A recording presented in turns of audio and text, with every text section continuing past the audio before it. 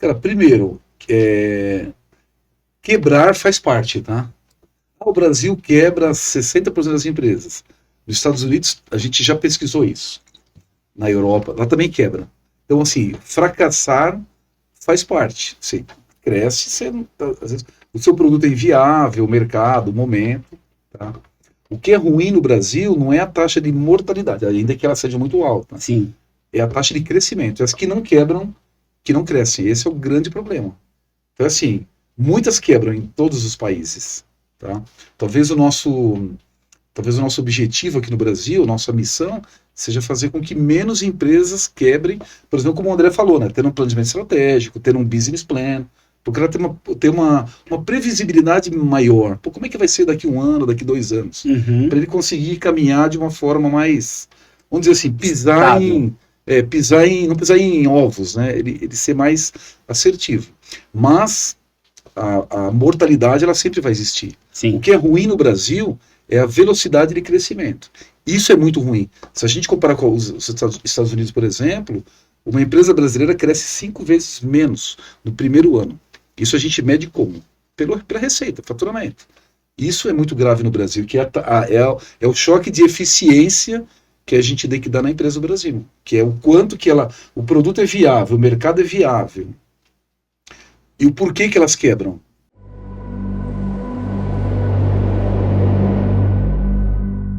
Olá, sou Carlos Assuiti, especialista em gestão de empresas e tecnologias para gestão.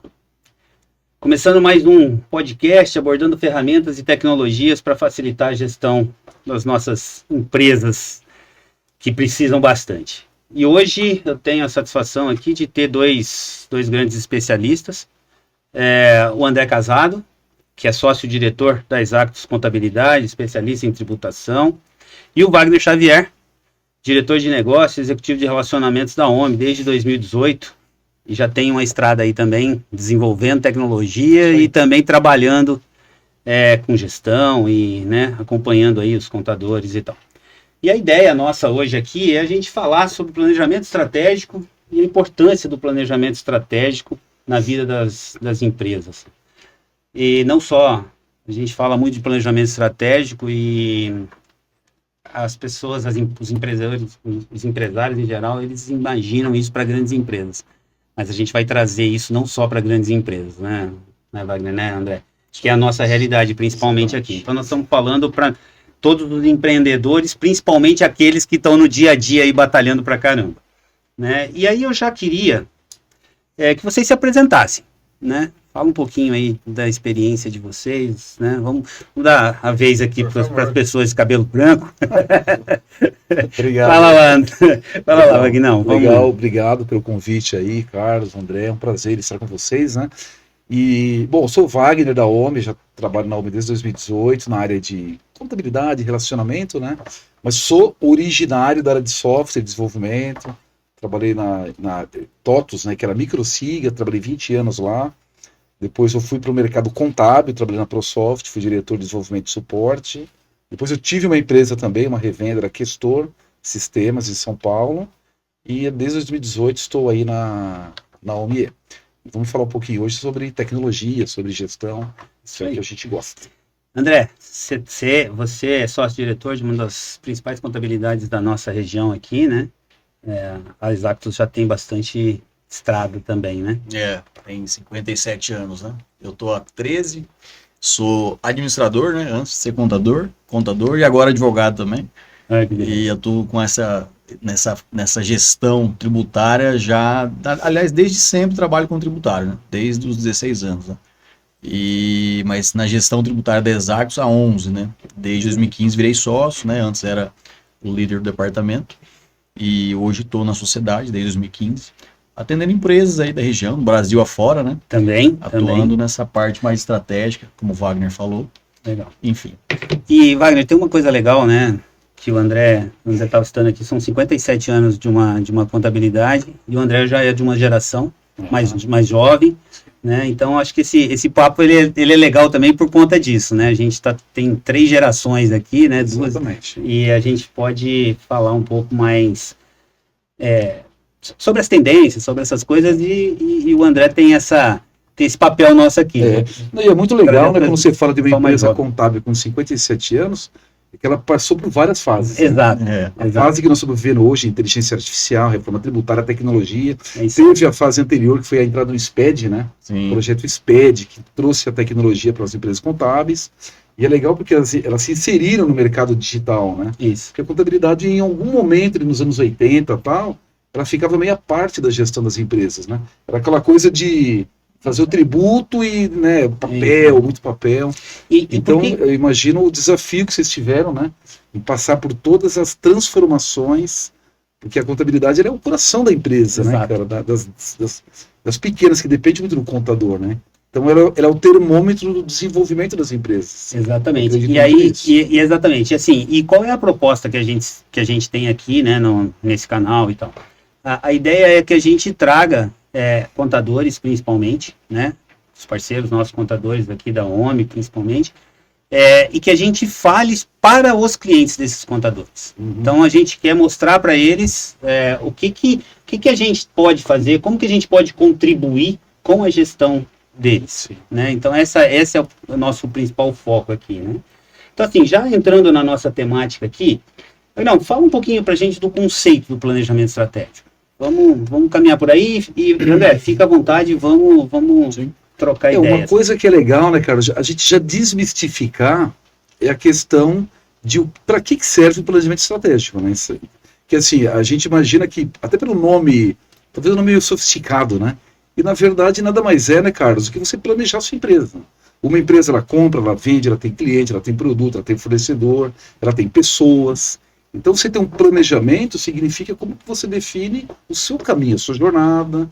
Então, definir ali o que você quer fazer, qual é a sua missão, qual é a sua visão, quais são os seus valores, aquilo que norteia o seu negócio, né? Que produto que eu vou criar, como que eu vou me adaptar à economia, como que eu vou me relacionar com o meu contador. Então, na verdade, assim, a grande visão do planejamento que é para qualquer empresa. Né? Assim como um ser humano tem que ter o planejamento da sua vida, né? Então a empresa ela vai ter o planejamento do que ela vai ser, como que ela vai crescer. Então, na verdade, aí a gente entra um pouco na disciplina, né? Que é como fazer isso. Então a gente vamos dividir assim em 3 partes, né? Que é a parte do diagnóstico da empresa, que é a visão da empresa, olhando ela nas perspectivas, né?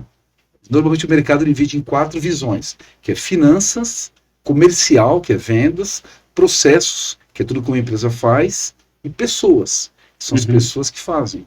Depois, a partir disso, você define objetivos, metas para cada um dos seus departamentos. E depois você vai fazer o acompanhamento das metas, né? Como que você vai chegar nos seus objetivos. Legal. Então, como um pano de fundo, é isso, né? É você definir o seu caminho, a sua jornada, para você conseguir girar todos os pratinhos, vamos dizer assim, né? O André, e dentro da tua realidade, né?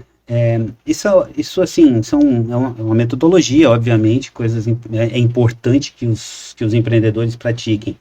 Como que você vê isso com os seus clientes? Não só os seus clientes, mas o mercado em geral, né? Se o pessoal está consciente da importância dessas coisas, a gente tem esse desafio de mostrar essa importância e... Né? Não, exatamente, a palavra é o desafio, porque infelizmente não é uma prática ainda. O Wagner colocou bem, né? O planejamento estratégico, ele é para você tomar um rumo da empresa e começar a crescer, né? Ou até recuperar, às vezes, numa situação. Mas o começo da empresa, nós como contadores abrimos muita empresa. Muitas vezes, infelizmente, na maioria das vezes, a gente acaba conversando com o empresário que tem a vontade, mas não tem um plano de negócio. Então, não estamos falando nem do planejamento estratégico em si, estamos falando do plano de começo do negócio. Não adianta só ter vontade, né? Sim. Tem uma frase, não me lembro de quem, mas que é assim, que na subida do Everest, você encontra um monte de corpo altamente motivado. Isso é verdade. Então, assim, não adianta ter um sonho que você tem, vontade, porque você não se preparar, não adianta. Então, o contador, ele às vezes, ele é o final, né? Ele é a pessoa que executa, abre a empresa, de fato. Mas se o empresário não tivesse a convicção de que sem um planejamento, e óbvio, planejamento estratégico, mas antes disso ter um plano de negócio, não é só a vontade que vai fazer a empresa, talvez nem começa, mas com prazo de validade muito curto, né? Sim, sem dúvida. E acho que esse é um papel importante de contadores, de empresas de tecnologia, né? O nosso papel também de levar essa mensagem e ajudar, né? Aliás, na OMI a gente tem esse pilar da educação empreendedora, né? Então a gente fala muito sobre isso, que é justamente esse negócio, né? De você, assim, tem que ter técnica, tem que ter método, tem que saber fazer, e não necessariamente isso é uma coisa difícil. A questão é que a gente precisa desmistificar isso daí. Com certeza. Isso aí. Ô Wagner, a gente tem, assim, a gente está falando aqui de um mercado, né? O Brasil, você traz alguns números sobre grandes empresas aqui. Você fala para a gente aqui de 22,5 milhões de CNPJs ativos no Brasil, 55% MEIs, 35% são pequenas empresas, 10% apenas faturam mais de 4,8 milhões por ano, né? Então, só 450 empresas estão listadas na B3. O que isso mostra para a gente? Cara, isso mostra algumas coisas. Primeiro, uma coisa muito legal, que o Brasil é um país gigantesco, empreendedor, né? O ano passado abriram 4 milhões de empresas novas no Brasil. Esse ano já está batendo isso de novo. Isso é muito legal. Isso é positivo. Por outro lado, mostra que o Brasil é um país de pequenos negócios. Por isso que o nosso propósito como OMIE, o propósito maior, é destravar o crescimento das empresas. Imagine, só 10% delas faturam acima do limite do Simples Nacional, que é 4 milhões e 800. Uhum. E a Bolsa de Valores não tem nada, né? Se a gente comparar com o mercado americano, lá tem 50 mil empresas na Bolsa, aqui tem 450. Ou seja, o grande desafio, o nosso choque, o Brasil é um país empreendedor, é um país tecnológico, é um país grande. O nosso desafio aqui chama-se eficiência, aquilo que o César falou, né? O empresário, ele, na verdade, ele é um empreendedor. Ele é um cara que monta uma pizzaria, monta uma mecânica, monta uma loja, mas ele não tem a técnica de uma gestão. Ele não tem a educação. Não é a educação que ele é mal educado, né? Sim, mas é educação de técnica, de metodologia. Analisa um fluxo de caixa, uma DRE, não tem um business plan. Eu mesmo já tive empresa, tá? Quando eu montei minha empresa, é o que eu sou, né, relativamente... tenho uma formação mais na área de gestão. Sim. Assim, quando eu montei minha empresa, eu pensei em ter um contador, ter um certificado digital e falar, vai embora, entendeu? Uma conta bancária. O básico, né? A hora que eu fui ver que eu tinha que ter equipe, pessoas, com marketing, comercial, software, eu falei, cara, ter uma empresa é muito mais difícil. Sim. Então isso reflete nisso aí que você falou, né? É o cara que começa a crescer e a hora que ele dá o primeiro passo, ele fala, puta, ele não dá o segundo passo. Porque trabalha ele, a filha, a mulher ali, e é muito difícil dar o segundo passo. Porque ele fala, tá bom aqui, eu vou ficar aqui, eu tô sobrevivendo, que é o que acontece aí, ó. Sim. O Brasil é um país de pequenos negócios. E o André vê isso o dia todo lá. Sim. É exatamente isso, aquela continuação que nós falamos do plano de negócio. Agora trazendo mais para a questão técnica, dificilmente o empresário tem um plano de negócio. Aí vamos para a segunda etapa. O que tem, dificilmente coloca lá os custos, por exemplo, tributários, na margem do produto, na formação do preço. Então, é aquela história, né? A ideia de que se tem é que só essas empresas muito grandes pagam imposto porque elas já são muito grandes. Quando, na verdade, é o contrário. Elas só ficaram muito grandes porque, desde o começo, a carga tributária já estava embutida no custo. Então, o cara consegue saber que aquilo ali só vai dar certo se eu vender por 100. Só que o 100 eu tiro 10, que é o imposto, 90... 30 é custo, 10 é despesa, me sobra 30. Agora, se o seu produto não vende dessa forma, não adianta você falar assim, não, então tira os 10 do imposto, vou vender a 90 e não vou pagar esse imposto e vou crescer assim. Como é que cresce assim? Então chega uma hora que você não... Tem casos que a gente vê que chega a ser engraçado, mas é um fato. Que a gente fala assim para o empresário, olha, o seu problema hoje é o seguinte, quanto mais você vender, maior é o seu prejuízo. Eu já vi esses casos. Isso parece piada, né? Vende, quebra. Pois você vai quebrar mais rápido. Porque você não tem... E essa questão da reforma agora, a precificação vai ser um item muito importante. Sim. Porque agora o preço ele é por fora. É como nos Estados Unidos, né? Você vai lá e compra um copo d'água ali e paga 100. É 100 mais o táxi, que é como vai ser o Brasil. Então muda o preço de venda, muda o preço de compra, muda o equilíbrio da margem. Então agora vai ser mais impactante. A gente vai falar disso um pouco depois. Vai ser mais impactante ainda. E assim, um pouco disso tudo que nós estamos falando se reflete em outros tudo números isso é educação aqui. Que a gente falou, né? Educação. Isso, exatamente. É conhecer, saber fazer, né? Ter know-how, saber fazer. E isso passa por educação empreendedora. Claro. Né? Porque é técnica. Não basta ter vontade. E isso se reflete nesses outros números aqui, né? 29% quebram em um ano. São os números que você está colocando aqui, né? 42% quebram em 2 e 56% em 5%, né? E as outras 44% poderiam crescer mais do que elas crescem. Exatamente. Então, aquelas que não crescem, aquelas que não quebram, não crescem o tanto que deveria, né? E, então, esse é uma das coisas. E aí a pergunta é, por que elas quebram? Cara, primeiro, quebrar faz parte, tá? O Brasil quebra 60% das empresas. Nos Estados Unidos, a gente já pesquisou isso. Na Europa, lá também quebra. Então, assim, fracassar faz parte. Você cresce, às vezes, o seu produto é inviável, o mercado, o momento. Tá? O que é ruim no Brasil não é a taxa de mortalidade, ainda que ela seja muito alta. Sim. É a taxa de crescimento. As que não quebram, que não crescem. Esse é o grande problema. Então, assim, muitas quebram em todos os países. Tá? Talvez o nosso objetivo aqui no Brasil, nossa missão, seja fazer com que menos empresas quebrem, por exemplo, como o André falou, né? Ter um planejamento estratégico, ter um business plan, para o cara ter uma previsibilidade maior. Pô, como é que vai ser daqui 1 ano, daqui 2 anos? Uhum. Para ele conseguir caminhar de uma forma mais, vamos dizer assim,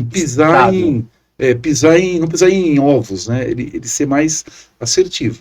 Mas a mortalidade, ela sempre vai existir. Sim. O que é ruim no Brasil é a velocidade de crescimento.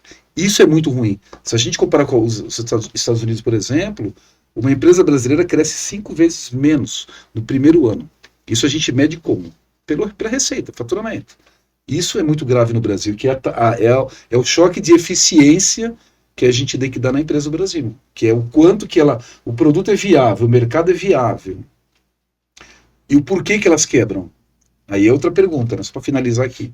Problema de gestão. Não é o dólar, não é a China, não é a Covid, não é o governo. Lógico, tudo isso impacta, né? Mas, cara, as empresas quebram por falta de gestão. Quebram e não crescem. E quando a gente fala de gestão, a gente está falando de coisas simples. A gente está falando de fazer planejamento, a gente está falando de cuidar da rotina, de treinar a equipe. Nós estamos falando de coisas básicas, de entender qual é o cenário, né? De conversar melhor com o contador, né, André? Sim. Porque assim, o contador sabe dessas coisas, né? Sim. Ele está informado, né? É que é um pouco cultural, né? É óbvio que eu estou do lado de cá, mas eu sei e também me coloco na posição de empresário, que às vezes a informação ela não chega de uma forma fácil de entender.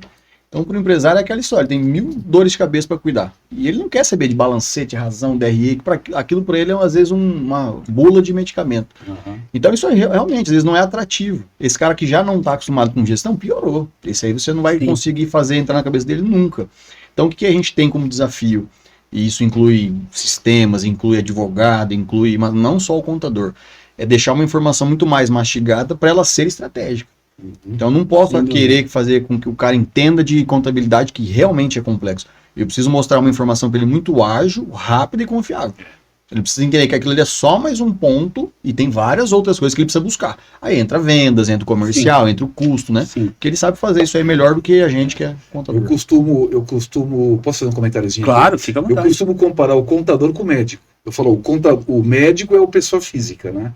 E o contador é a pessoa jurídica. Então, assim, como que vamos pegar um cardiologista. Sim. Como que o cardiologista ele consegue te mobilizar?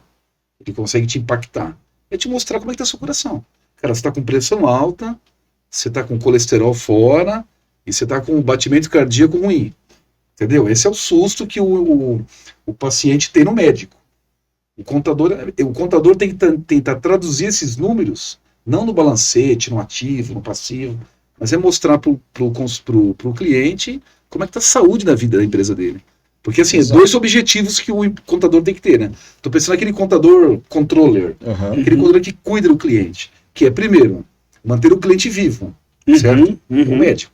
Se morrer, acabou. E segundo, manter o cliente saudável. Como? Com bons números. Vendas, resultado, lucro, planejado e orçado. Então esse é o desafio, né?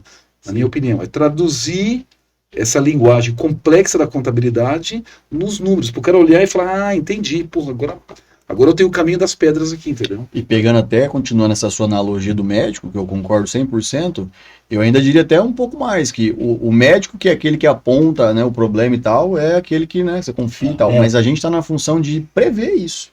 Então nós queremos e devemos ser o que prevê o problema, antecipa, e aí não te deixa criar esse problema. Até porque, né, cara, tem caso que você chega e o cliente já tá... Já foi. Na UTI, Já foi. Geralmente, os contadores sofrem muito isso, né? Sim. Quando o cara chega, ele já tá ferrado. É tarde, né? Então, a ideia é você monitorar com indicadores, com tecnologia, com ferramenta, para ler os números, cara. E assim, ó, eu vou pegar o caso da Omia, também, empresa de software, a gente vende assinatura de sistema. Cara, a gente tem 4 indicadores que para nós são vitais. A partir daí você pode desdobrar em outros. Mas eu tenho lá, por exemplo, volume de assinaturas vendidas, volume de assinaturas canceladas, ticket médio e custo de aquisição de cliente. Com esses 4 indicadores eu já consigo medir a empresa. Lógico, eu posso aprofundar depois. Né, claro, sem dúvida. Mas tem que aprofundar. Então é entender os meus principais indicadores, para saber se minha empresa está indo bem ou está indo mal. Entendeu? Eu até entraria, né, pegando até esse gancho, tá? A gente está falando muito assim, qual é o papel do contador, né, nesse negócio. Mas eu inverto, até me colocando como empresário, eu inverto. O papel do empresário é cobrar do seu contador que faça isso. Perfeito. Né? Porque o contador, ele tem competência. E o empresário, muitas vezes, olha para o contador e não consegue enxergar que ele é o cara que pode ajudar ele a trabalhar nisso, que ele tem essas informações, que ele vai ajudar a fazer a gestão da empresa dessa forma. A teoria que eu uso é assim, para mim, o contador é uma extensão da empresa. Certo? Porque é uma relação simbiótica. Sim. Não tem cliente sem contador, não tem contador sem cliente. Então não é assim, ó, eu aqui, você ali. Até eu vejo o contador e falo assim, meu cliente não quer mandar o extrato, não quer. Eu falo, cara, você é a relação de confiança, ele vai te, né? E outra coisa, não é o extrato do PJ, do PF, é da empresa, você está cuidando da empresa, né? Então é uma relação de confiança. E outra coisa que eu falo, tudo é contabilidade. Né? Contabilidade não é apuração de imposto, não é pagamento da folha. A contabilidade é tudo. A primeira conta do balancete é a conta caixa. Né? Depois você conta contas bancos, depois você conta receber. Então tudo é contabilidade. Então se o contador entender que o papel dele, você pegando um balancete, ele é completo, fica mais fácil, né? Nessa relação do contador, o cliente entender que tudo é a contabilidade, né? A contabilidade é a essência da e acho que é aí, né, André, que você estava comentando que precisa desmistificar isso, precisa deixar mais simples isso. Sim. Porque, assim, é muito fácil para um contador entender isso. Eu tenho essa experiência de, assim, eu já participei de conselhos e tal, e já vi muito empresário ler a empresa da qual ele é conselheiro pelo balanço. Sim. Eu falo, cara, o cara leu a empresa fácil. Ok, mas um empreendedor precisa entender que isso faz parte, isso é técnica. Mas isso não é, primeiro, que não é fácil. Sim. E eu diria que nem é recomendável. Exato. Por quê? Você pega aí, nós estamos falando de formação estratégica. Então, um balancete, uma DRE e vários outros relatórios contábeis, eu sei, porque realmente, como eu falei, avaliando como empresário, ele não é um relatório fácil de ser entendido, ainda que traga várias informações. Só que existem várias outras peças que a gente consegue usar que trazem essa informação, igual o Wagner falou, 4 às vezes de informação, ou às vezes 2, ou às vezes 1. Então, assim, a primeira linha do balancete é o caixa, a última é o resultado. Só que às vezes você falou uma coisa que é exatamente a realidade. Às vezes o empresário não quer saber daquilo. Então não sou eu o contador ou qualquer um que não está querendo expor, mas o cara não quer saber. Então se eu tenho um relatório que me mostra lá que o resultado, a última linha, é negativa, mas não tem alguém querendo ouvir, é sobre a sua empresa. Sim. Você não vai ouvir, então que importância eu tenho? Então aí não faz sentido eu te dar mais relatório, mais informações, tornar mais fácil, e aí quer saber. E aí o empreendedor entra na estatística dos 56% e não entende por quê. Está se sabotando, né? Exatamente. É o paciente e o ser humano, cara, ele se sabota. A gente se sabota. Sim. A gente dorme direito, a gente come bem, a gente se alimenta, a gente que fuma, bebe, ou seja, o próprio ser humano se sabota. Então, cara, é saber conviver com isso. Porque tem empresário que se sabota mesmo. Sim, isso tem aquela... vai doer na hora que você fala, podia ter deixa eu ouvir, né? Agora, como um amigo meu esses dias aí, teve lá no coração, e eu sempre falava pra ele, cara, para de fumar, ele tem minha idade. João, para de fumar, esse negócio aí, desliga esse negócio, eu brincava com ele, né? Agora ele, devia ter te ouvido, e fiquei 30, entendeu? Agora ele bateu a... Porque se sabota, né? Tá jogando aquele negócio pra dentro, sabe que faz mal, e não tem nada, não tô julgando aqui não, tá? Sim. Só tô dizendo assim... né? Nós estamos sabotando no ponto de vista de não ouvir o médico. O contador é o médico, cara. Sim. E às vezes, falando, óbvio, né, sendo bem neutro, existem contadores que também não falam.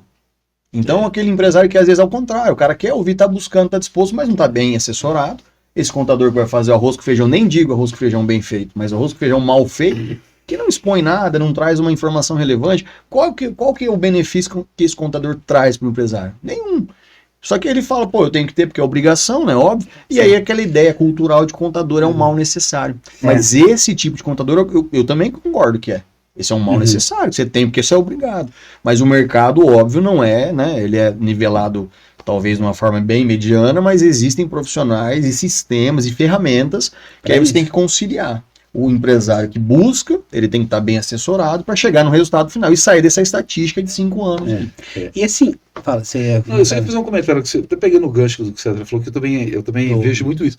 Eu acho que tem um pouquinho da culpa do contador, da classe. Lógico, você tem profissionais e profissionais, né? Cultura. Mas aqui no Brasil... E você vê que aqui a gente não faz média com ninguém. A gente tava criticando empresários, nós vamos criticar. Eu não nós botamos o dedo na ferida. Eu tô tantos anos nesse mercado que eu falo tanto, eu já tenho uma certa propriedade. Mas ó, o contador, cara, aqui no Brasil, por conta do nosso sistema tributário, da complexidade do Brasil, o contador se colocou muitas vezes lá no fundo do andar da sala. Sim. Por exemplo, eu vou dar um exemplo, ó. Vou dar um exemplo. O Brasil tem 7 milhões, quase 8 milhões de empresas do Simples Nacional. O Simples Nacional é um problema do Brasil, certo? Só tem no Brasil. Você tem a contabilidade, que é a ciência. E aí você tem lá o regime tributário Simples Nacional. O que um contador tem que fazer para fechar uma empresa do Simples? O que ele tem que fazer? Ele tem que pegar a receita, então eu pego sua receita, jogo lá no sistema contábil, calculo vejo qual que é o seu anexo. O cara é anexo 3, anexo 4, anexo 5. Calculo o seu percentual, te gera uma guia unificada, DAS. Tem contador que só faz até aí. Aí ele chega para o contador e fala assim, tá aqui a sua contabilidade. Ou seja, ele fechou a guia do Simples, mandou o cara pagar o imposto e não tem balancete, não tem análise. Então é assim, é um cliente mal assessorado, não tem informação, porque não é teoricamente obrigado a fazer não tem lá ativo, passivo, despesa, receita. O que tem é o imposto. E aí você pega um empresário que não tem essa educação, e você pega um contador que não chega no nível do analítico da contabilidade, aí você tem esse cenário, entendeu? E aí acho que tem muito isso que o César falou, né? O contador que faz questão de... Por isso que eu falo que tudo é contabilidade. A guia do Simples, ela é uma conta contábil. Só, né? Imposto a pagar. E o resto? O resto é o balancete, é o caixa. Então é tentar traduzir todas essas informações para que o empresário consiga ter uma visão da empresa dele. Então acho que tem a culpa dos dois ao longo do tempo, entendeu? Sim. E é isso que a gente precisa... É o que o mercado chama hoje, até o Pedro Neri lá, a equipe dele, que faz um trabalho sensacional, que é o que ele chama de contabilidade consultiva. Que é a contabilidade de fato, né? Você levar para o cliente como médico, né? Você ser o consultor do seu cliente. Então acho que tem essa transformação que eu acho que a contabilidade está mudando para isso. Sim. A gente já vê um pouco desse aprofundamento dos números. Sem dúvida, né? Sem dúvida. A gente estava falando aqui, né, de alguns, até para a gente fechar um pouco desse contexto, né, a gente estava falando uma questão dos gaps das empresas, dos empreendedores, e assim, tem algumas causas, né, que a gente precisa trabalhar e conscientizar empreendedores, e para que eles possam realmente mudar um pouco a postura, a forma de trabalhar. Então a gente está olhando aqui, por exemplo, falta de conhecimento interno e das necessidades dos clientes, né? Então assim, isso é uma coisa bem comum, né, que a gente tem nas empresas, né? Falta de visão a médio e longo prazo, e aí se reflete em você não ter um planejamento estratégico mínimo, né? Falta de confiança na equipe, né? Falta de controle, é o que a gente acabou de falar, né? Falta de controle financeiro, indicadores de gestão e tal, né? A gente estava falando sobre isso aqui agora, né? Não tem um plano de marketing adequado para o futuro, não traz a inovação na velocidade adequada, né? Falta de processos adequados de gestão, né? Gestão do seu próprio tempo, e a vida é um caos, né, do empreendedor muitas vezes. Talvez esse seja um dos mais que o cara mais não percebe, né? Que é a questão do tempo. O cara eu sempre que eu tinha empresa, eu tinha que fazer o financeiro. Puta, mas eu tenho que fazer, cuidar do cliente, tem que vender, e é o tempo, né, cara? O tempo ele é valioso, né?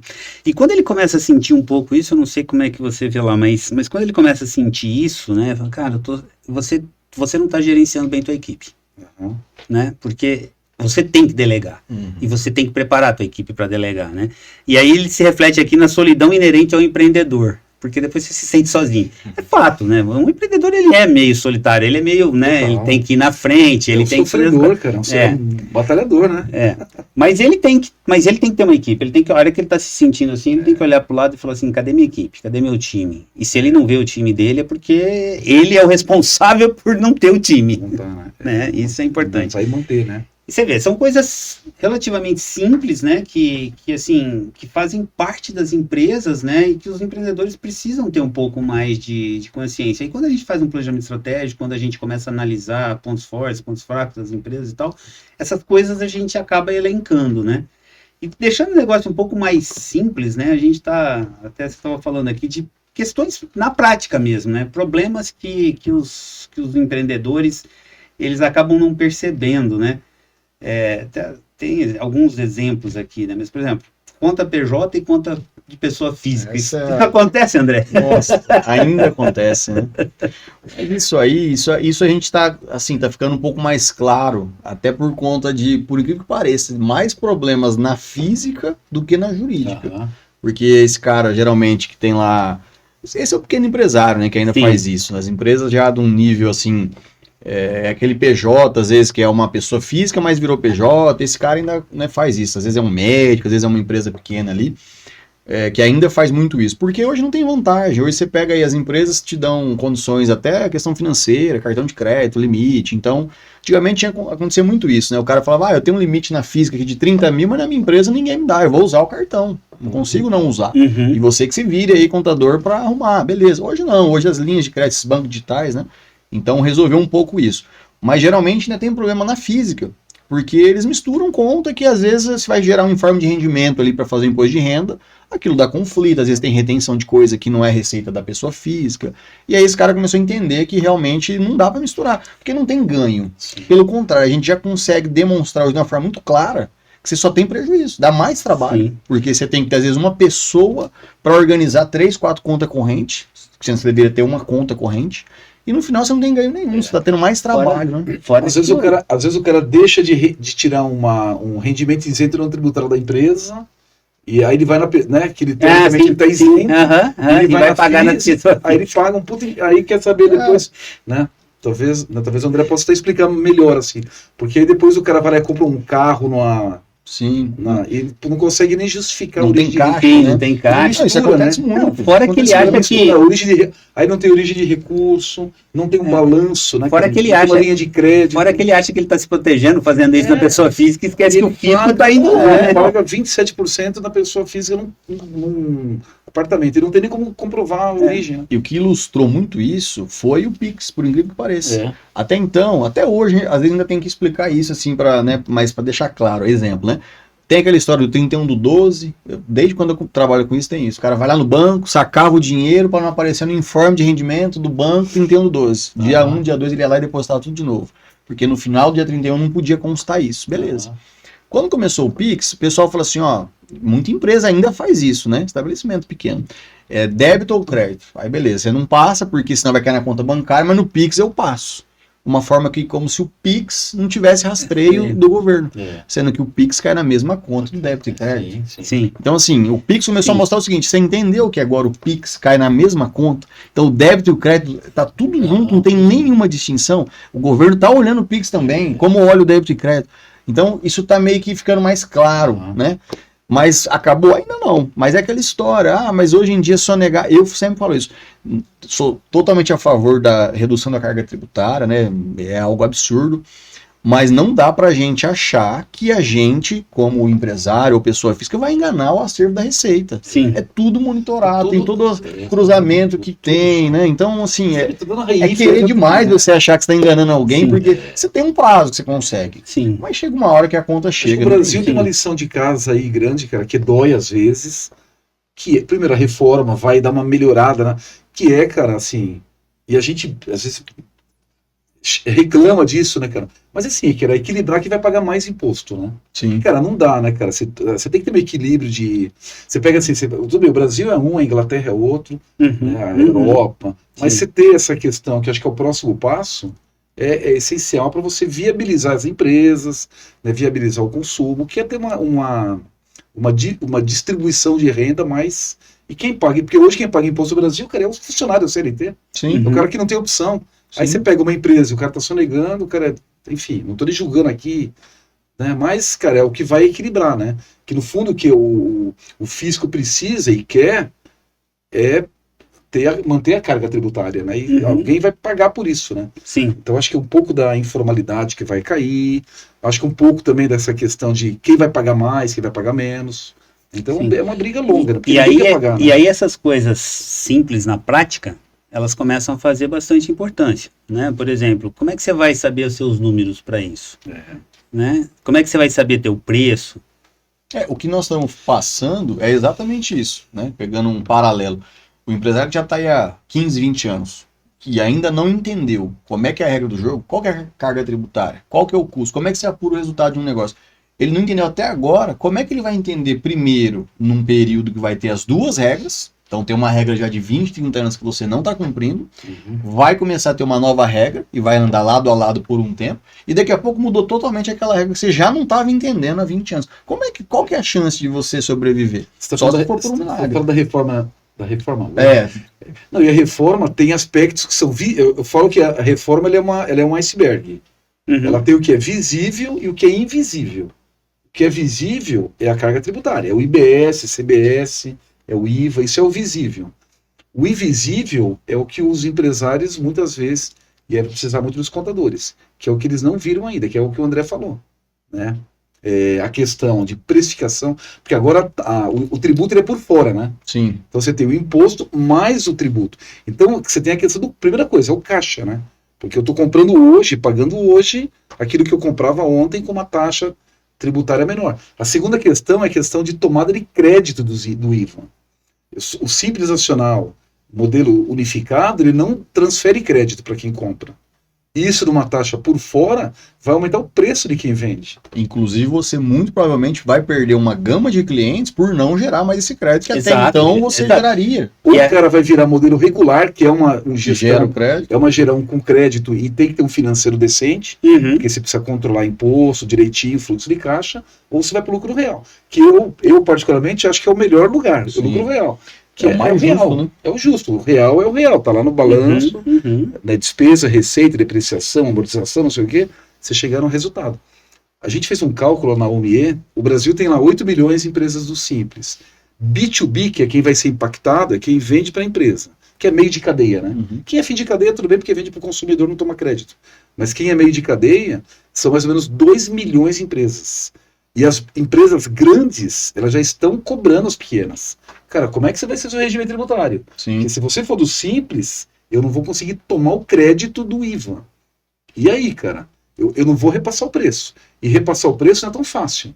Porque o mercado vai pagar mais caro. Sim. Então vai ter um trabalho muito grande aí, entendeu?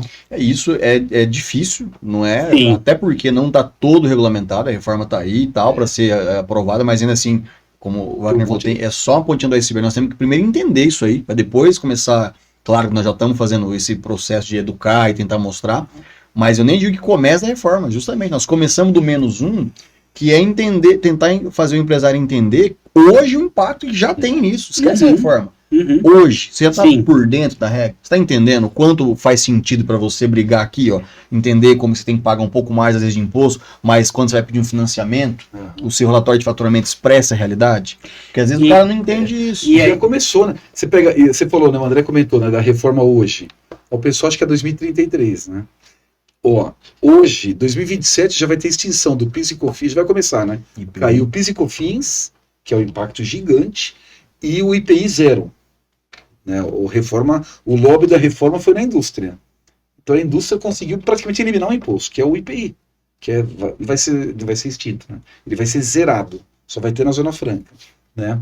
Mas, imagine o cara que trabalha com contrato. Eu estou te vendendo um contrato hoje, contrato ad eterno. Como é que estão as cláusulas lá de reajuste, de imposto? Será que eu estou prevendo isso? Aí Daqui 2 anos você fala assim, mudou meu preço aqui. Mas como assim mudou o preço? Mas cadê o contrato? Mas o que está escrito aqui no contrato? Não está falando de IVA aqui. Aí a gente entra em coisas assim, trazendo isso para a prática. Porque é o invisível, né? Exato. E aí a gente traz coisas para a prática dos empresários, né? Por exemplo, você falou previsibilidade. O empresário hoje, ele faz controle em planilha. Como é que ele tem previsibilidade se ele não tem confiança no que ele está fazendo? Pois é. Ele não tem velocidade para tomada de decisão. Ele não tem indicadores básicos. Não tem um fluxo de caixa. Não tem um fluxo de caixa básico. Então, assim, claro, a gente tá exagerando um pouco aqui. Isso não tem. Claro, tem os que tem, mas nós estamos falando de um nível de profissionalização para você realmente destravar, para você realmente crescer. Por isso que a gente tá falando dessa forma, né? Então, são isso, né? Cara, indicadores básicos, processos estruturados, Claro. ele ainda está dependendo de poucas pessoas, o negócio dele depende muito dele, ele não tem, né, essa diversificação, ele não está olhando a produtividade, né? Essa questão da precificação que vocês colocaram, isso já é um problema e vai ficar muito mais complicado com a reforma. Deixa eu te dar um dado aqui, ó. Você falou da educação, né, da previsibilidade. Você sabe quantos % das empresas do Brasil tem um software de gestão? Percentualmente falando? Assim, o cara que começa uma empresa usando um software de gestão. Uma gestão financeira, emissão de nota. Sabe qual é o percentual? Deve ser bem pequeno. 10%. 90% trabalha com planilha, caderno. Esse é o nosso concorrente, tá? Nosso concorrente não é software, nosso concorrente é o caderno, é a Tilibra. Estados Unidos, esse percentual é 80%. Tem começa com uma software. gestão. Na Argentina, cara, que é um país pequeno, né? 60%. Aqui no Brasil é 10%. Isso tem isso muito chão para isso. justifica esse percentual grande das empresas que fecham no primeiro ano, às vezes até 5 anos, né? Porque é isso, acho que na cabeça do empresário, enquanto isso for uma tarefa que vai só atrasar ele no cotidiano, em fazer o que ele quer fazer, isso realmente vai só atrapalhar. Mas a partir do momento que ele entende que o próprio contador é um parceiro estratégico, o software te ajuda numa visualização de um problema muito mais rápido, você consegue a ver isso de uma forma antecipada. Então você não sofre mais, porque você consegue prever. E essa previsibilidade não é só caixa, orçado, planejado, é justamente entender. E agora nós estamos falando do quê? O que está no radar é reforma. Então, assim, 2027 começa uma transição já, mas, pô, nós estamos em 2024, já é difícil, tem que começar hoje. Na verdade, já estamos em 2025, né? Já foi, né? O cara hoje, uma empresa, ele tem que analisar para quem que ele vende, para quem que ele compra, por quanto que ele compra, por quanto que ele vende, se o produto dele está na cesta básica, se tem imposto seletivo, que faz mal, né, que é imposto novo.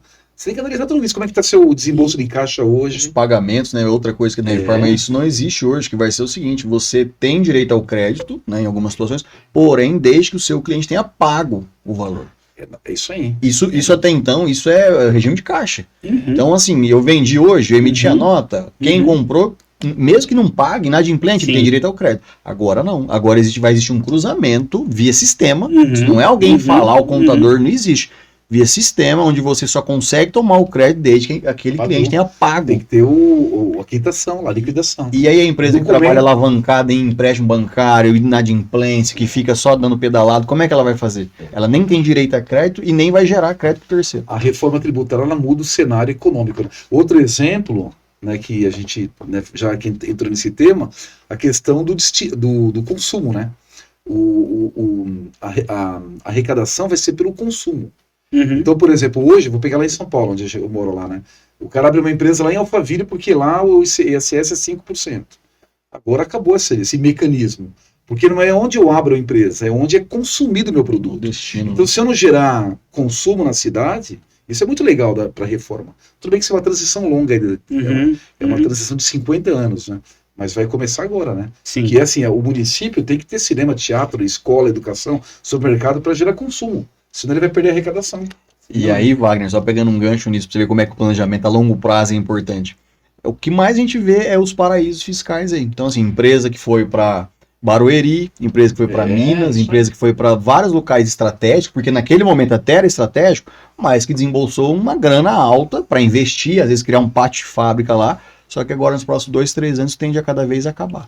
Então, será que esse cara está sabendo disso? Então, e aí o incentivo fiscal? Sim, né, incentivo, tem tudo isso. Como que chama lá? Benefícios. Benefícios fiscais. Sim. Tá bom, cara, não tem mais ST. Então, assim, ó, a gente falou bastante sobre várias coisas super interessantes, sobre esse cenário todo, né, e sobre vários problemas, e todas essas coisas que a gente está conversando aqui são elementos que tem que ser levado em consideração dentro de um planejamento estratégico, porque isso vai afetar.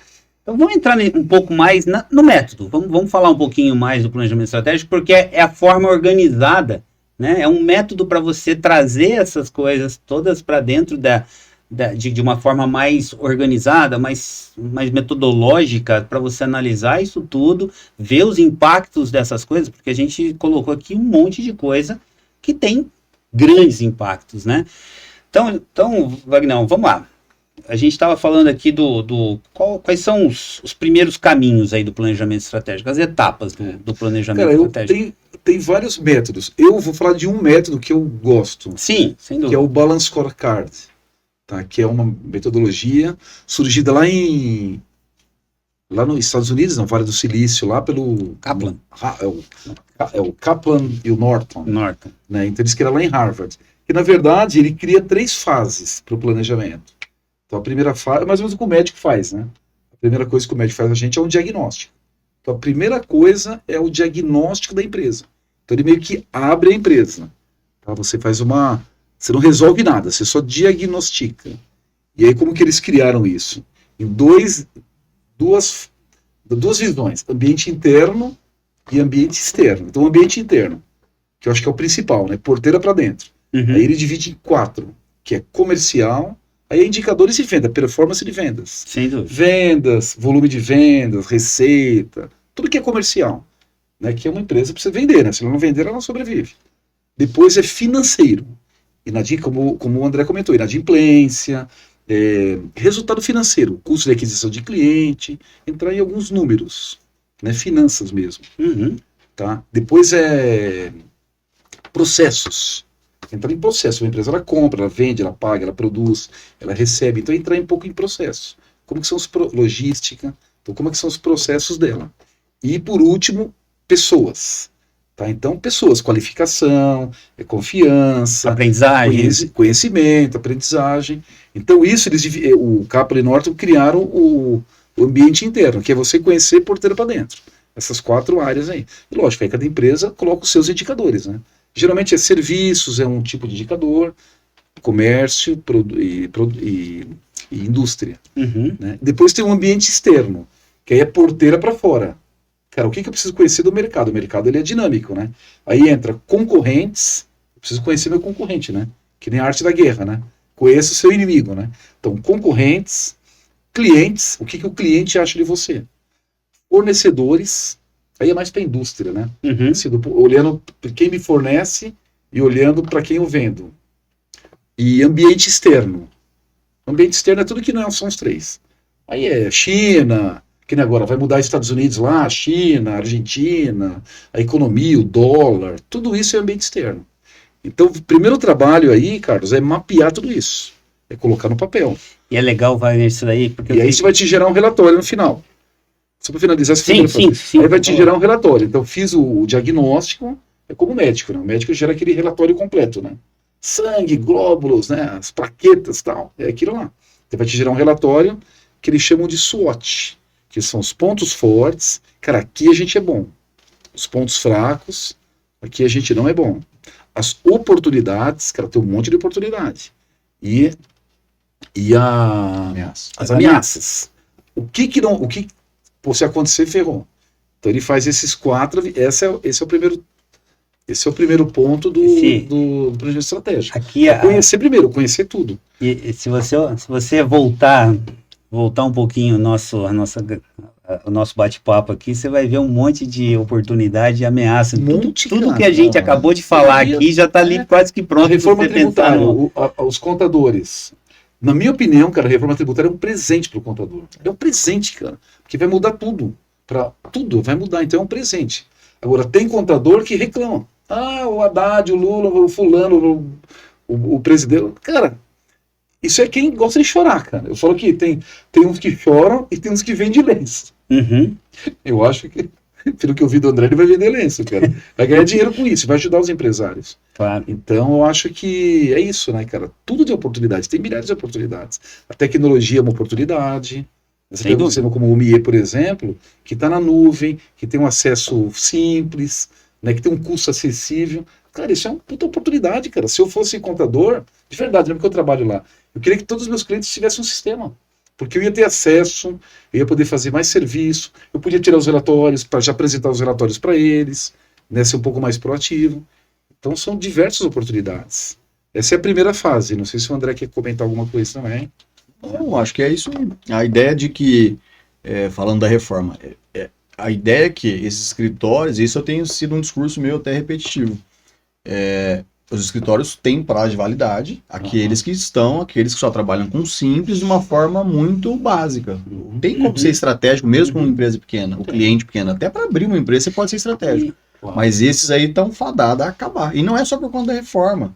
É porque a geração, né? Nós começamos falando de geração no começo aqui, mas a geração hoje, qualquer idade, quem aqui não tem um celular? Tá com a informação na palma da mão. Então, o jovem lá, empresário, que às vezes quer sair da faculdade ou nem quer fazer faculdade com 20 anos e empreender, ele tem a mesma informação que um idoso de 75. Sim. E esse cara ele vai te cobrar aquilo, né? Então, assim, não é por geração que exige, é o mercado. Se você não gerar informação relevante, você pode pegar um jornal hoje. A pessoa que lê o jornal, ela sabe uma informação igual quem pega o celular, mas ela vai cobrar igual. Ela quer saber de BI, de Você falou de uma coisa que é isso que você falou, cara, a relevância. Você falou, a relevância da contabilidade não é gerar uma guia e explicar para o cliente uma guia, não é isso.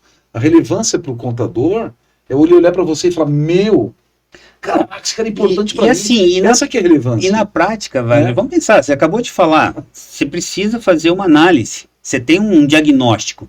Certo? O empreendedor, ele tem que sentar com o contador e trazer o contador dele junto do planejamento estratégico dele. Sim. Porque esse diagnóstico, ele não tem coisas que ele não consegue enxergar. Ele não consegue enxergar o impacto, por exemplo, da reforma tributária, porque é complexa. E ele não tem que enxergar isso. Ele tem que entender do negócio dele. Facilitar a linguagem. Você tem que fazer uma linguagem que seja didática. Isso. E até de uma certa maneira, cara, lúdica. Eu tinha consultor, que já trabalhei em empresa com consultoria, era lúdico, fazia lá com post-it, então uma coisa divertida. Cara, a gente saía de lá com a visão da empresa, mas ele estava levando a gente para um lúdico, assim, uma coisa gostosa. E quanto mais simples você consegue demonstrar, mais fácil é a aceitação. Sim. Então, aí pegando a questão da reforma, falando que os contadores vai ser um divisor de água. Concordo com você 100%. Nós vamos migrar ali uma contabilidade, quem conseguir entregar vai ser um divisor de águas, vai se destacar das demais que vão fechar. Mas o empresário também. O empresário que já está entendendo como é que funciona a regra, independente da reforma, mas aquele que já entende, para formar o preço, ele precisa entender de imposto, de custo, de mercado, de risco, de ameaça, de análise SWOT, do que for, esse cara ele vai entender muito mais rápido do que aquele que está ali inerte. Então, para a reforma, ele não vai sair do zero. Ele se adapta. E a gente está falando da reforma porque é um fator impactante bastante, mas isso esquece reforma. Isso é assim agora. Não precisa nem da reforma. Isso é um negócio agora, é um mundo de negócio. Exatamente, é o mundo dos negócios. Cara, você colocar uma base tributária de 30% por fora de preço, ela impacta demais, cara. Você entendeu? Sim. É uma coisa que a gente não está acostumado. Sim. Você vai nos Estados Unidos, cara, você compra lá, você paga 30 de táxi. Você pagou 100, você tem 30. Já está na cabeça do consumidor. Aqui no Brasil não está ainda. A hora que você começar a colocar você fala, não, cara, aqui é mais imposto. Entendeu? Então, dá uma mudança... E depois do diagnóstico? Cara, depois do diagnóstico, assim, vamos lá no médico, né? É chegar nos números e fazer o trabalho em cima. Pontos fortes. Você tem que melhorar, né? Então, eu tenho o resultado do diagnóstico. Ponto forte... é eu trabalhar, é eu manter os meus pontos fortes, aquilo que eu sou bom. Pontos fracos. O que a gente recomenda aí, geralmente uma empresa, ela tem diversos resultados, né? Ela vai ter vários pontos fortes, vários pontos fracos. O que a gente recomenda é escolher alguns. Não queira resolver tudo, né? Eu tenho 20 coisas que não tá legal. Eu gosto de falar que é escolher as batalhas, né? Cara, eu vou escolher minhas batalhas aqui, vou pegar 3 que para mim são as mais impactantes. E aí, Carlos, é trabalhar em cima delas, para fazer com que elas se tornem, deixem de ser pontos fracos e passem pontos fortes. Por exemplo, o cara tem inadimplência alta, é um ponto fraco. Eu tenho que trabalhar com inadimplência, desde a venda, desde a qualificação do cliente, desde a minha cobrança. Eu tenho um ponto fraco aqui que é meu volume de vendas. Vou melhorar meu volume de vendas, o meu ticket médio, que é baixo. Coisas que fazem diferença. Aí você entra... Então é definir o plano de ação para cada ponto. Depois as oportunidades... A oportunidade pode gerar projetos novos. Sim, né? Pô, tem uma oportunidade aqui de montar uma fábrica em tal lugar. Sim. É uma oportunidade, cara. Tá aí, a bola tá pingando. Sim. O dinheiro tá aí. Então, justamente aí entra a estratégia, né? Então, não falando de planejamento. Pô, ok, entendi os pontos fracos, entendi os pontos fortes, entendi as oportunidades, entendi as ameaças. Quais são as minhas estratégias dentro disso? Mas continua nesse exemplo. Se de repente, para o empresário, estrategicamente é interessante ele abrir uma filial, uma indústria em algum lugar por uma questão de logística e tal, beleza. O que nós temos que fazer? Sentar com o contador para entender a questão tributária de por quê e onde e quando. Por quê? Porque às vezes a ideia gerencialmente é fantástica, mas tributariamente talvez não. Então a gente tem que colocar essa conta junto. Claro. Olha, para você, e tá tudo certo. O empresário na sua função, o contador. Sim. O que é o resultado? É a soma das duas análises. Mas muitas vezes não acontece nem a do empresário, ou só a do empresário, ou a do contador, não junta, e aí acaba ficando lá na frente onde dá o problema. Sim. Eu vou dar 2 exemplos. Teve um amigo meu, na pandemia, cara, ele trabalha com equipamento cirúrgico. Ele criou um produto novo, cara. Vou criar um produto novo para eu poder vender para o mercado da Covid. Qual que todo mundo consumia na Covid? Máscara, luva. Ele falou, cara, eu vou fazer máscara de Covid, cara. Cara, o produto que mais vendeu aí por 5 anos. Deve vender até hoje, eu não sei porque. Sim, com certeza. Ou seja, ele aproveitou a oportunidade e criou um produto novo. Esse aqui é outro exemplo, a embalagem da Coca-Cola, da Coca, a nova, da Light, ela vem escrito sem açúcar. Antes não vinha. Vinha sem adoçante, tinha o nome lá. Zero, né? Agora tá açúcar, sabe por quê? Reforma tributária. Porque o açúcar ele não é imposto seletivo. Ele não faz parte da lista de produtos que fazem mal para a saúde. Então eles já colocaram hoje, para não ter risco de ser taxado. Isso é simplesmente eu olhar lá para frente e falar, cara, é criar um plano, porque ali tinha um risco. Fatalmente eles chegaram como um risco. E aí, o nosso produto pode entrar no seletivo. E aí vai ser tributado. Então já vou mudar a embalagem. Voltando em BSC, falando um pouquinho de técnica, desdobrar isso lá no financeiro, no comercial, nos processos, e assim, cara, em relação às pessoas. Indicadores, cara, colocar indicador em cada um deles. Divide em 30 e pega cada área, são 16, né? 4 vezes 4, 16 áreas. Coloca 2 indicadores por área, 2 financeiro. É aquilo que você falou, né? Às vezes um indicador, é o caso da OMIE lá. Cara, se eu medir ticket médio, eu já melhoro a minha venda, porque não basta eu vender. Tem que vender pelo preço correto. Ainda mais que eu vendo muitas licenças. Então é isso. Meu custo de aquisição de cliente. Se eu conseguir diminuir meu custo, eu consigo viabilizar mais o meu fluxo de caixa. Então é colocar 2, 3 indicadores por área e depois é desdobrar, né? Sim. Como que você tem que fazer? Ô André, nesse caso, eu sei que vocês estão lá, vocês têm usado algumas ferramentas importantes aí para ajudar nesse negócio, né? Se você quiser comentar um pouquinho com a gente aqui sobre isso, sobre a questão de como monitorar indicadores, né? Hoje a gente tem indicadores em si. A contabilidade ela já é algo sistêmico há muito tempo, né? Não tem mais aquela ideia da datilografia, né? Porém, a gente vê que ainda só o ERP contábil, que vai gerar o balancete, o DAS, o DARF, ele não é necessário, ele não é suficiente, né? Ele é necessário para a gente, mas ele não é suficiente para gerar uma informação relevante, às vezes. Então, a gente tem visto muitas ferramentas no mercado que trazem uma informação para o empresário de uma forma muito mais clara, às vezes até visual. Então, exemplo, você pega um balancete de uma empresa aí média, de repente ele tem 40, 50 páginas. Para você enviar aquilo mensalmente para o empresário, ainda que seja bem analítico, né, relevante, para ele não é atrativo. Então a gente buscou ferramentas que transformam essas 30, 40 páginas em uma página. E aí, óbvio, a depender do interesse em saber um pouco mais, a gente aprofunda naquilo. Mas para que é aquilo? É a ideia do diagnóstico. É para o cara entender, é igual o painel de um carro. É uma luzinha amarela que acendeu, é uma luzinha vermelha, e aí você precisa entender e pegar o manual.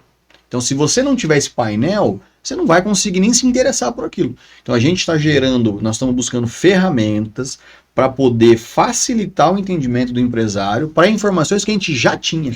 E olha só, isso é um negócio interessante que assim, ó, um pouco da democratização das ferramentas de tecnologia, tá? Porque assim, quando há alguns anos atrás se falava você está falando de business intelligence, né?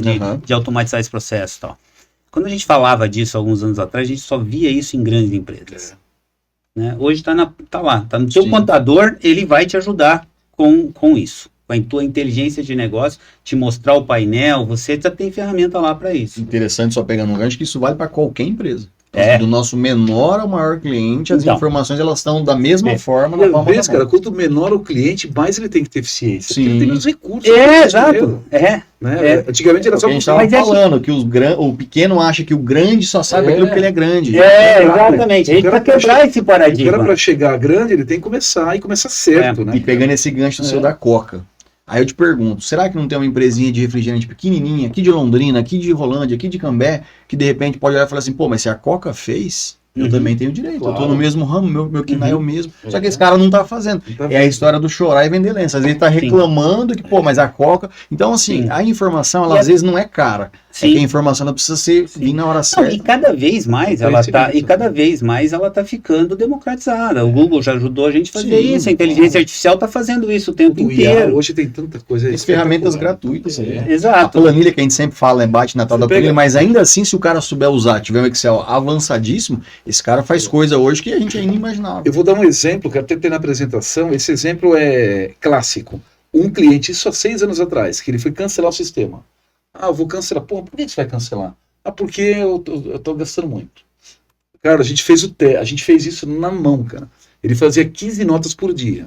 Fazia nota na prefeitura, depois ele fazia o boleto no banco, depois ele fazia o controlinho no estoque, tudo na mão. Aí o nosso funcionário, ele fez no Omie e no manual. No Omie ele gastou 51 minutos para fazer tudo. Fazer a nota, já gerou o contas a receber, atualizou, mandou para a contabilidade, gerou o relatório, fez tudo, boleto, demorou 51 minutos. Pegar o pedido. Aí ele foi fazer tudo manual. Ele demorou 11 horas. Essa é a falta de... É a visão que às vezes o empresário não tem. Aí chegamos pro cara lá, pro cliente, falou, cara, beleza, você vai economizar aí, vamos dizer, aí vai R$500 o sistema por mês.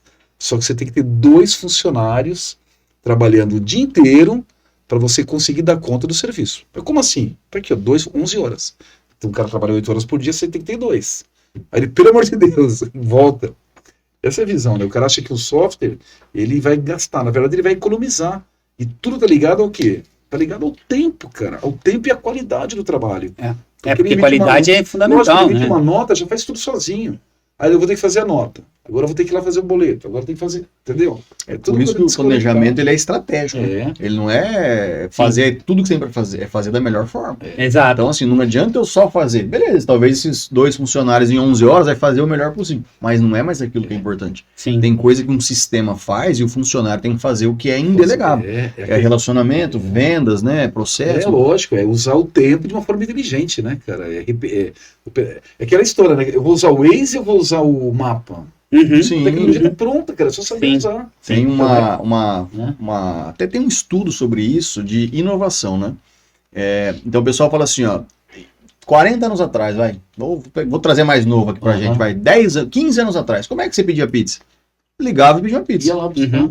Ou ligava e pedia uma pizza, certo? Telefone. O cara vinha entregar na sua casa. O que o iFood fez? O iFood não inventou nada. A diferença é que você não liga mais, mas o cara vai lá, pega a pizza, ele vai e leva para sua casa da mesma forma. O que mudou? Mudou que está na palma do seu celular, é mais ágil. Então, inovação não é inventar, é você facilitar algo que já existe. O que a Uber fez? O que a Netflix fez? Pô, a Netflix não inventou o filme. Eu assistia filme há 20 anos atrás na locadora, sei lá, devolvia, rebobinar aquele negócio. O que ela faz? Ela facilita algo que já existe. Qual que é o nosso papel como contador? Eu não estou inventando a informação, inventando o resultado, inventando o ativo passivo. Eu estou facilitando algo que está ali há 100 anos, 200 anos. E a tecnologia está lá. Cara, quando eu trabalhava na ProSoft, eu era diretor de desenvolvimento e suporte. O meu grande problema, cara, a origem dos meus cabelos brancos, suporte. Porque eu tinha 11 mil clientes, contadores, que me ligavam todo mundo no mesmo dia. Era assim, eu tinha 3 mil chamados abertos. Era o dia do SPED, era o dia da GIA... Aí, e qual que era o meu problema na época? Não existia OMIE. Era que o cliente do contador não tinha um software. Tanto é, cara, que a gente comprou um software. A gente comprou um RP, que nem um OMIE. Lá em Rio Preto, interior de São Paulo, a gente comprou para dar para os contadores. Falou, cara, pelo amor de Deus, cara, pega esse software aqui e implanta lá no seu cliente. Ajuda a te ajudar. Por quê? Para a gente conseguir gerar o SPED, bloco K, bloco H, o XML.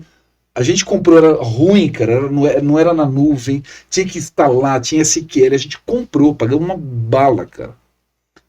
Pô, hoje tem o OMIE, cara. Sim. O OMIE tá na nuvem, disponível, você ativa, né, direto, né? Você já ativa, já tá usando no mesmo dia. Tá integrado lá com o contador. Já tem um OnFlow que já tá integrado tudo junto. Ou seja, olha como mudou, né? Olha, André, a revolução. Eu lembro quando o Marcelo Lombardo, que eu era da ProSoft, eu conhecia ele já, da New Age e tal.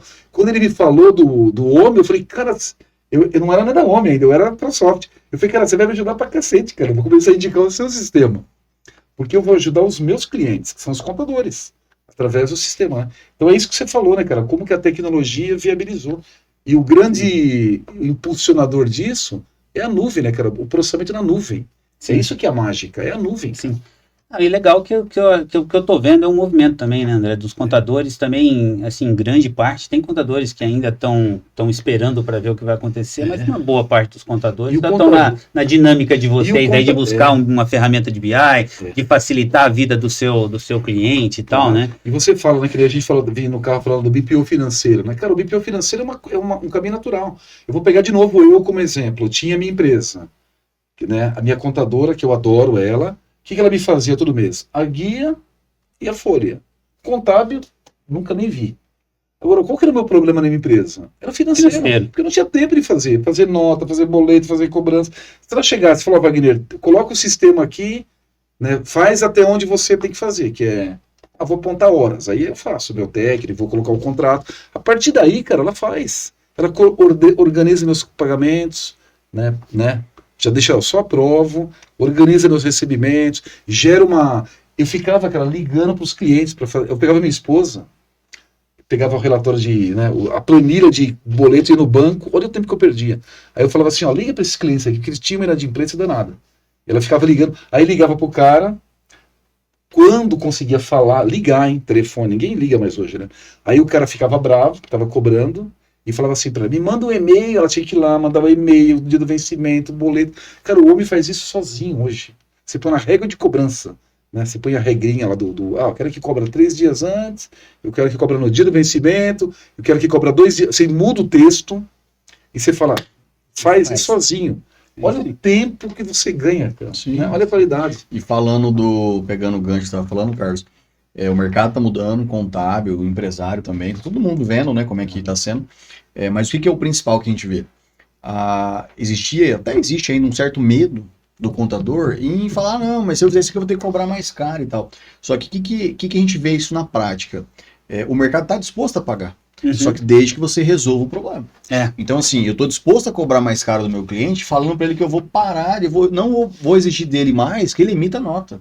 Que ele emita boleto. A partir de agora, às vezes você fala assim, pô, mas vai aumentar quanto? Às vezes o cara vai assim, eu tô disposto a pagar mais R$1.000. Claro. Que seja para você me livrar. Sabe aquela onde aperta o calo? É isso. Pô, mas às vezes... Até porque na hora que ele faz a conta do lado de lá, ele vai ver que não é mais caro, ele vai ver que ele tá economizando. E esse é o ponto. Eu ia adorar se alguém fizesse, porque o financeiro, cara, assim, para o empreendedor, cara, ele é difícil, não é fácil. Cara, eu não sei como eu falar, a gente tem uma formação legal, eu já desenvolvi software contábil e tal, mas, cara, pra mim é difícil ser financeiro, não é fácil, cara. Agora, você imagina um pizzaiolo, um mecânico, você fala, tem que fazer um fluxo de caixa, ele não sabe o que é isso. Sim. Se você entrega pronto, fala, ô, seu João, o bicho pegou aqui, acabou. Mas ainda que seja tranquilo para você, com qualquer... Hoje tem muito empresário que tem muita informação que é tranquilo para ele emitir uma nota eletrônica, às vezes o cara faz em 1 minuto, beleza. Mas a questão não precisa ser você. Mas eu tento. Você é melhor em outra coisa. Você precisa estar fazendo relacionamento. Você tem que cuidar do seu core, né? Mas se eu não tenho automação para fazer isso também, como é que eu vendo isso para você? Então, nada funciona mais da forma que era. Por isso que o tempo é fundamental. Você está vendendo tempo. Exatamente. O tempo se transforma em qualidade. O ativo é o tempo. Porque o tempo se transforma em qualidade. Eu vou vender mais. Eu vou ter o tempo até ocioso, ele é mais produtivo. Porque a hora que você para pensar, você fala, putz, agora eu não tô naquela loucura de emitir boleto, nota, ligar para cliente. Eu tô num processo, que você ouve um negócio... Você consegue observar. Você consegue aprender, ouvindo, né? Aprende ouvindo, e você também consegue observar melhor o que está acontecendo dentro da tua empresa. Porque isso é muito comum também na vida dos empresários, e assim, ele muitas vezes ele acaba se aprofundando num determinado ponto, ou não consegue no dia a dia, ele fica sufocado ali, e ele não consegue dar um passo para trás e olhar por cima. Exatamente. E nessa aqui que ele consegue ver o foco do incêndio. Você começa a focar mais no seu negócio, você fica mais tranquilo. Cara, é o que eu rezava na época. Ninguém se falava de BPO financeiro na época. 2012, 2013. Hoje eu até brinco com a minha contadora aqui, ela é ainda, Cássia. Hoje ela faz, tá? Ela fala, pô, podia fazer para vocês, né? Puta merda, por que eu não oferecia? Mas por quê? Porque a gente não falava disso. A gente falava que eu falo que tudo é contabilidade, mas o contador fica lá. Ele faz guia, DP, que DP é um BPO, né? Sim. Pô, funciona, a empresa, ela contrata... Não, DP é BPO, a própria contabilidade é um BPO, né? Quando a gente fala, é terceirização. O cara contratou, mandou embora... Nós estamos falando aqui... E é muito mais complexo fazer o DP do que fazer o financeiro. Porque o DP tem muito mais variáveis. E para você ver como é que é a história do copo meio cheio, meio vazio, né? Há um tempo atrás, eu tô com 35 anos. Há 10 anos atrás, que eu tava virando sócio da Exacos, a conversa muito forte, até me assustava na época, era que a contabilidade ia acabar. E aí, hoje a conversa é o seguinte, que você já terceirizou a contabilidade, o DP, agora você está terceirizando o financeiro, o RH. Então não é que vai acabar, nós estamos abrangendo muito mais situações. Sim. E quem está acabando é realmente aquele que está indo forma de fazer. Que não consegue ver. Está sendo encurralado, ele não está conseguindo acompanhar. A contabilidade não tem como, porque a contabilidade era ciência. Uhum. Mas eles querem assim, a conversa que tinha era da gestão, que ia automatizar, e aí o governo vai lançar um aplicativo. Eu lembro exatamente disso, tinha vídeo. O pessoal falando assim, o governo vai lançar um aplicativo amanhã que emite a guia automática e não precisa mais do contador. Aí eu ficava pensando, mas quem disse que eu faço isso? Uhum. Eu não sou essa, se o governo fizer isso, ele vai me ajudar. Claro. Porque, pô, eu não trabalho pro governo.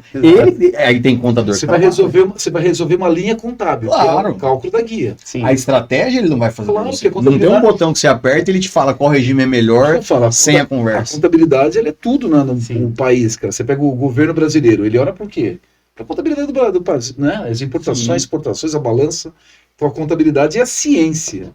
O que vai mudar assim, vai ter o split payment. Eu não vou fazer apuração dia 30, já está apurado online. Uhum. Pagou, já caiu lá no... Aí é a forma, vou ter que debitar e acreditar, mas aí muda a forma de fazer. Mas o entender isso aí que vai ser o divisor de águas. Porque a gente vende informação. Eu sou contador, eu vendo informação. Meu produto é informação. Agora, como é que eu vendo algo que eu não sei? Então, o contador que não está se preparando, o empresário não adianta você... Não é o papel dele. Você não vai conseguir ouvir dele o que ele não sabe. Viu, André? Você vende informação e conhecimento. Sim. Conhecimento. 3 coisas que eu acho que é o... Assim, que o cliente paga. Aquilo que você falou do cliente pagar. É o médico, cara. É confiança. Porque o cara... E o contador, cara, é o cara que o cara mais confia. Sim. Não é, cara? Eu vejo minha esposa, ela liga pra contabilidade toda hora lá. Contador, confiança, tempo. Cara, o tempo é precioso. Tempo do empreendedor. E o conhecimento, cara. A informação e o conhecimento.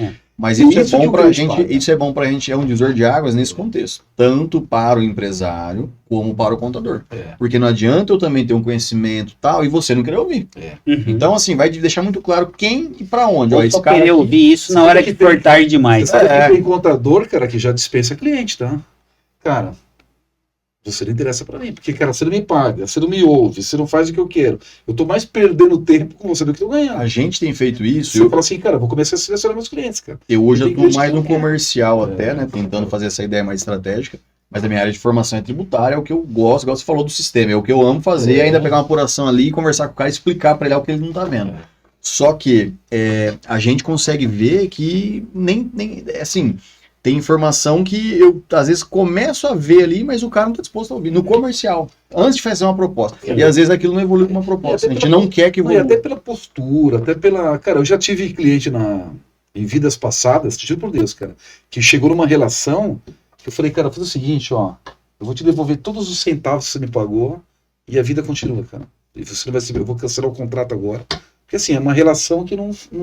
Isso não é relação. Isso não quero eu acho que essa é uma lição. Eu não quero um inimigo, o cara começou a me ofender. Essa é uma lição. Falei, cara, eu vou te devolver tudo, já liguei lá pro Orley. O cara lá, o Orley, aquele daqui. Liguei e falei, Orley, vê aí o saldo do cliente, a gente vai devolver e, cara, cancelou o contrato. Você sabe que essa é uma lição que vale para todo mundo, né? Não interessa, cara. Essa é uma lição que vale para todo mundo, né? Porque, assim, para o cliente, para qualquer área, não é só contabilidade, qualquer área, né? A gente tem que estar sempre pensando isso nos contratos, nos relacionamentos comerciais que a gente tem. Isso faz parte. Gente, o papo tá super bom. Cara, vai embora. Mas... ainda não evento. É isso aí. É apaixonante, né? Gente, queria pedir para vocês deixarem um recado final, né? Deixar uma mensagem para o empresário, né? Posso começar? Claro, fica à vontade. Você manda. Não, cara. Não. Então, mas o recado que eu dou é em cima do que a gente falou, né, cara? Assim, acho que não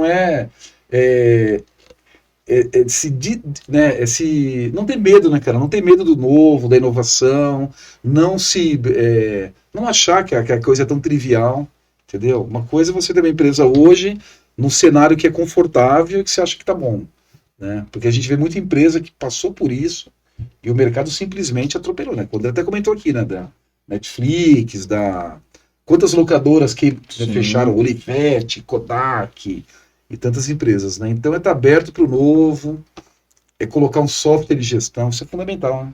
E quando a gente fala assim, projeto estratégico, parece que é uma coisa do outro mundo, né?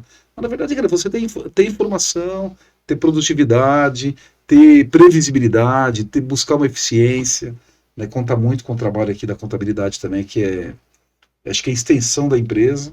Então acho que é mais ou menos nessa linha, entendeu? Está aberto aí pro novo.